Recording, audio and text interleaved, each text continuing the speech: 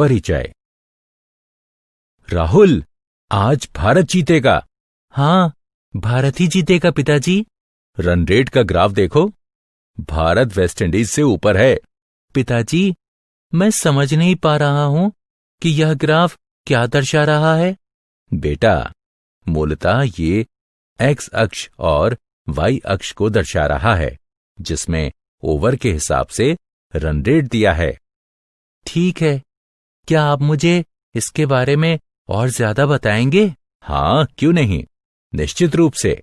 इस पाठ में आप निर्देशांक ज्यामिति की अवधारणाओं के बारे में जानेंगे। उद्देश्य: इस पाठ के अंत में आप निम्न करने में सक्षम हो जाएंगे।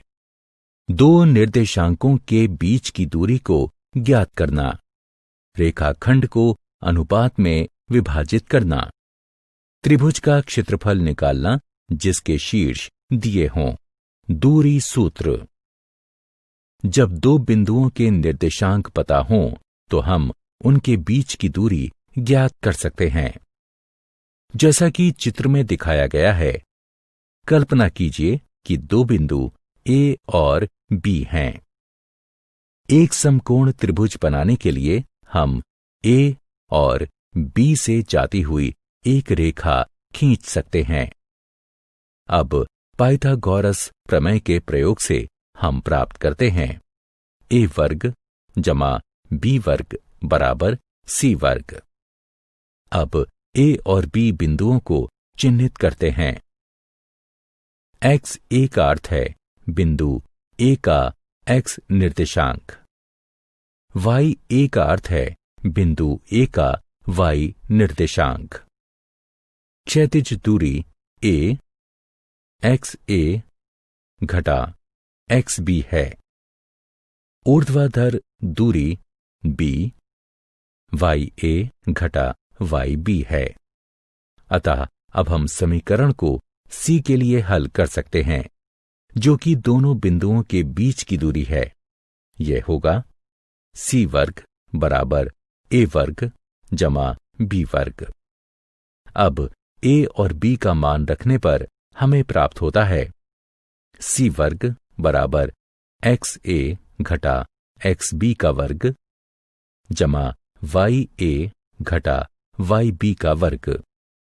अंतिम परिणाम है C बराबर x A घटा x B का वर्ग जमा y A घटा y B वर्ग का वर्गमूल। उदाहरण: चित्र में दिखाए गए बिंदुओं के बीच की दूरी को ज्ञात करें।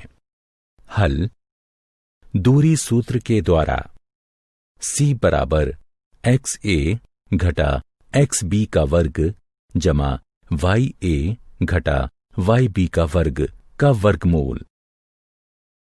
अतः इस समीकरण को हल करने पर हमें C बराबर 11.66 प्राप्त होगा।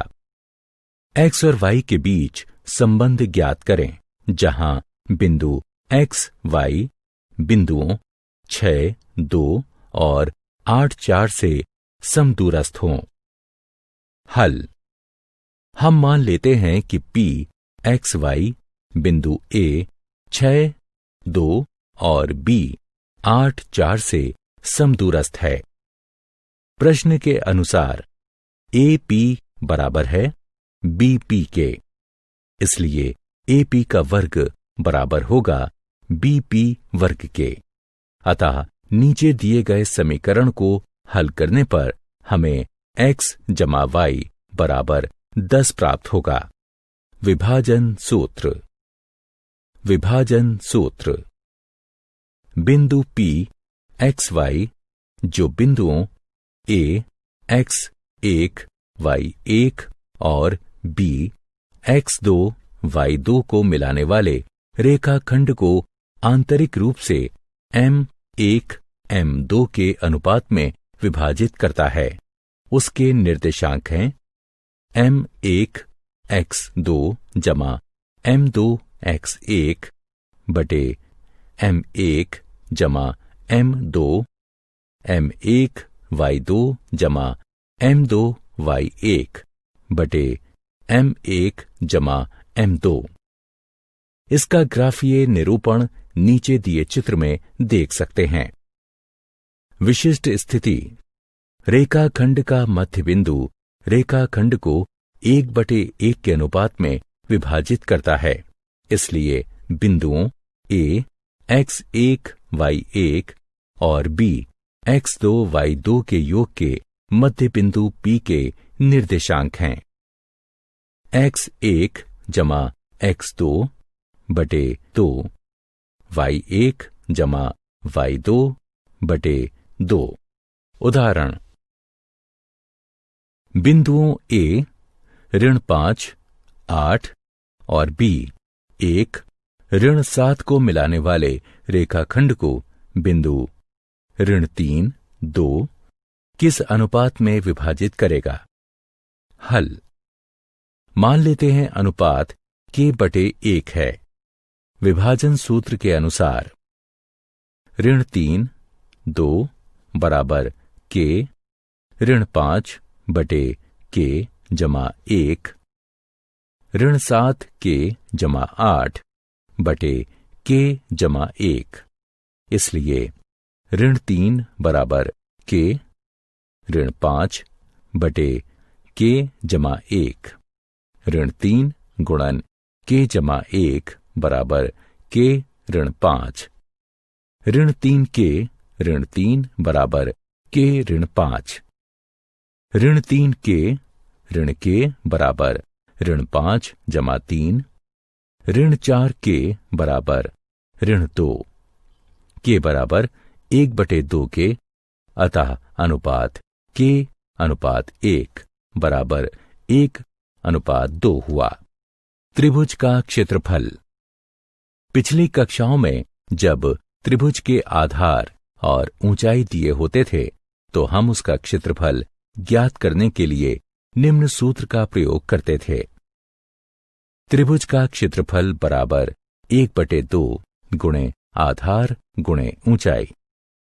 मान लीजिए ABC एक त्रिभुज है जिसके शीर्ष A x1 y1, B x2 y2 और C x3 y3 हैं, तो इसका क्षेत्रफल निम्न सूत्र से ज्ञात किया जा सकता है। त्रिभुज का क्षेत्रफल बराबर 1/2 गुणन x1 इंटू y2 ऋण y3 जमा x2 गुणन y3 ऋण y1 जमा x3 गुणन y1 ऋण y2।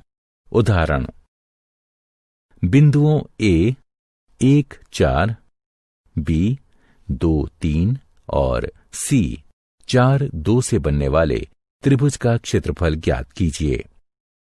हल, त्रिभुज के क्षेत्रफल के सूत्र के अनुसार त्रिभुज का क्षेत्रफल बराबर 1/2 गुणन x1 गुणन y2 ऋण y3 जमा x2 गुणन y3 ऋण y1 जमा x3 गुणन y1 ऋण y2 हमारे पास है। त्रिभुज का क्षेत्रफल बराबर 1/2 1 गुणन 3 ऋण 2 जमा 2 गुणन 2 ऋण 4 जमा 4 गुणन 4 ऋण 3। गणना करने पर हमें प्राप्त होता है त्रिभुज का क्षेत्रफल बराबर 1/2 वर्ग इकाई। क्या आप जानते हैं फ्रांसीसी गणितज्ञ रेने डेकार्टेस ने निर्देशांक ज्यामिति का विकास किया। डेकार्टेस ने अपने विचारों को 1637 में ला ज्योमेट्री यानी ज्यामिति नामक टीका में प्रकाशित किया। सारांश, आइए हमने जो कुछ सीखा है उसे संक्षेप में दोहराएं। दूरी सूत्र इस प्रकार है: A xa ya और B xb yb के बीच की दूरी xa ऋण xb का वर्ग जमा ya ऋण YB का वर्गमूल है। विभाजन सूत्र इस प्रकार है, M1 x2 जमा M2 x1 बटा M1 जमा M2, M1 y2 जमा M2 y1 बटा M1 जमा M2। अगर अनुपात 1/1 है तो इसके अनुसार रूपांतरित सूत्र होगा x1 जमा x2 बटा 2, y1 जमा y2 बटा 2। त्रिभुज का क्षेत्रफल बराबर 1/2 गुणन x1 गुणन y2 ऋण y3 जमा x2 गुणन y3 ऋण y1 जमा x3 गुणन y1 ऋण y2।